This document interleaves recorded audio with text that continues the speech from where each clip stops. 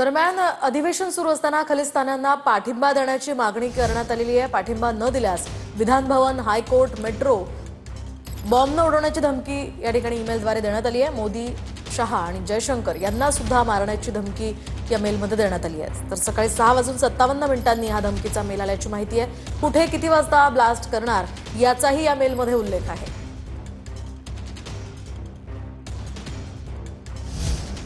त्यामुळे खरं तर खळबळ माजली आहे। विधान भवनासह मेट्रो आणि यासह काही महत्त्वाच्या लोकांना उडवून देण्याची या ठिकाणी मारण्याची धमकी देण्यात आली आहे। महाराष्ट्राच्या विधान भवनात अधिवेशन चालू असताना बॉम्ब ठेवल्याची अफवा आहे। आता महाराष्ट्रामध्ये देवेंद्र फडणवीस यांच्यासारखे सक्षम गृहमंत्री असताना मला असं वाटत नाही की विधान भवनामध्ये कोणी बॉम्ब ठेवण्याचं धाडस करते।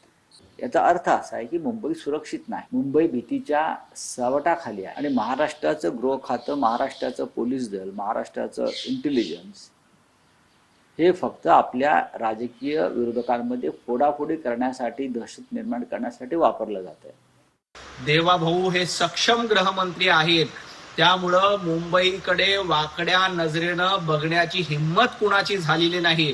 जेव्हापासनं केंद्रामध्ये मोदीजींचं आणि राज्यांमध्ये देवाभाऊंचं सरकार आलंय, मुंबईकडे कुणीही वाकड्या नजरेनं बघू शकलं नाही। मुंबईमध्ये बॉम्ब तर सोडा, एखादी चुकीची गोष्ट देखील होत नाही, कारण राज्याचे गृहमंत्री सक्षम आहेत।